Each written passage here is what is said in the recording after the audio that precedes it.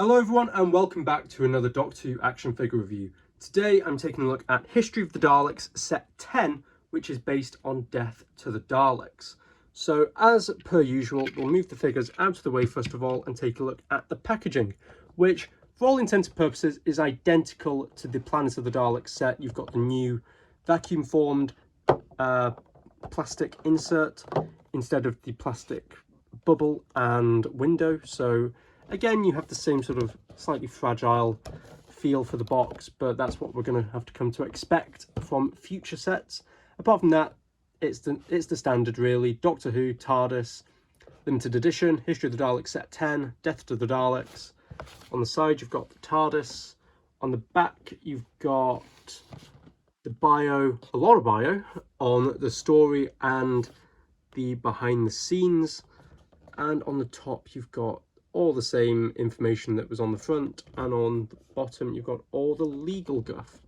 So moving the box out of the way, we'll take a look at the figures, and we're going to start off by taking a look at the machine gun Dalek, the rarer of the two, because both of these figures have been released before, so there's not a great deal to say about this set. That's what I'll say. If you have the original releases of the figures, you know what you're going to get, except in slightly lesser quality is what I'll say. So looking at the figure, first of all, the one thing I'll say about the new vacuum formed plastic bubbles is that this Dalek came out of the box with a horribly warped eye stalk, which I had to heat up and bend back into shape, and a really warped machine gun, which is still a little bit skew whiff, so I'm going to have to heat that back up and try and straighten it out again. But it's what you've come to expect. You've got the orange dome lights as per the original San Diego Comic-Con exclusive release. I believe it was a San Diego Comic-Con release. It might have just been a Forbidden Planet exclusive. I can't quite remember. It was many years ago that the original came out. You've got the eye stalk with the pupil and the rings on the eye stalk there. Very, very nice. You've got the neck bin.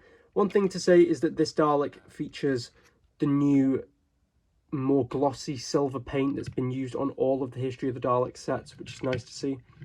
Moving down, you've got the slat section, and this is where the big inaccuracy of the Dalek comes in that you've got the front of this section of Dalek painted black, but then it doesn't carry over to the sides or the back.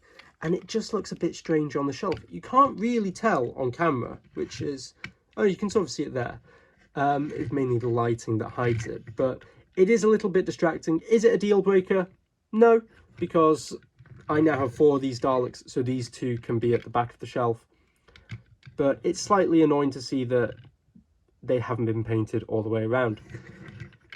Looking at the rest of the Dalek, you've got the standard plunger and the machine gun, which, as per the last time, has fantastic detailing on it. It looks fantastic. And then you've got the hemisphere section, which has all been painted very, very nicely with that fantastic glossy black paint. And then you've got the 2-part fender, with the top being silver and the bottom being black.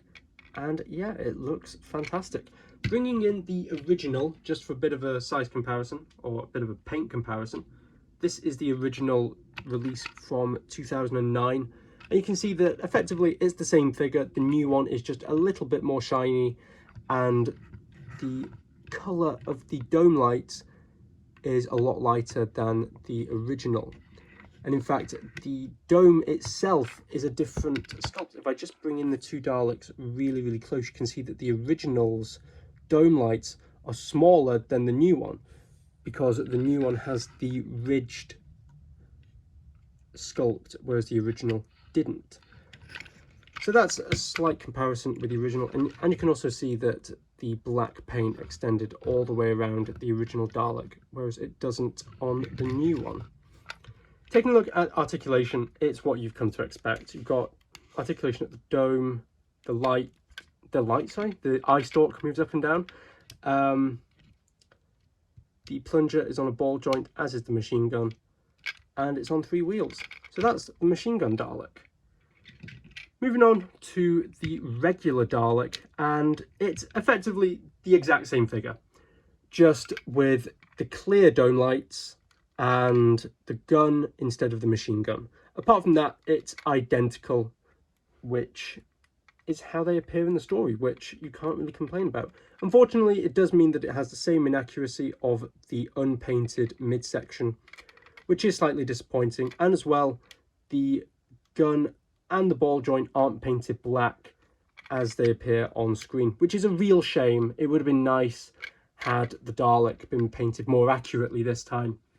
But apart from that, it's a really nice figure. Bringing in the original Dalek.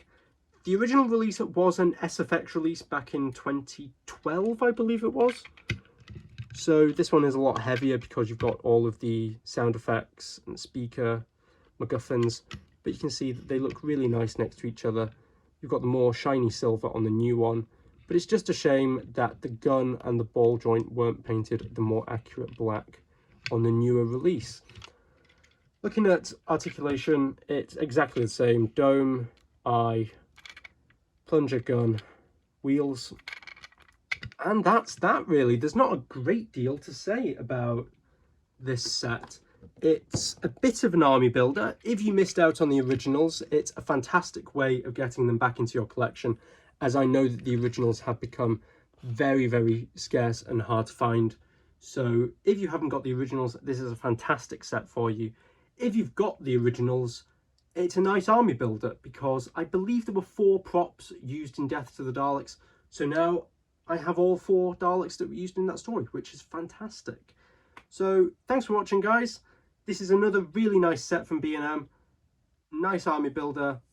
Again, maybe it's slightly inferior to the originals, but for the price, I'm not complaining.